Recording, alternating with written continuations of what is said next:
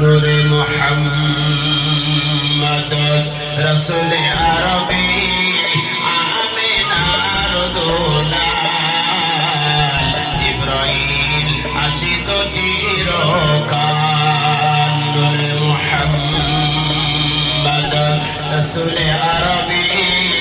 আমিনার দোলাল জিবরাইল আসিত চিরকাল লাম থেকে হয় লা ইলাহা আলিফ থেকে হয় ইল্লাল্লাহ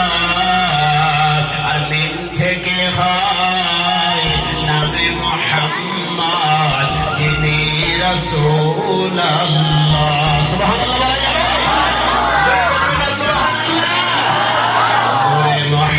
মুহাম্মদ রাসূল আরবি আমিনার দোলাল জিবরাইল আসিত চিরকাল শহীদে আজম ইমাম হুসাইন মা ফাতেমার দোলাল আর তারি নামটি স্মরণ করব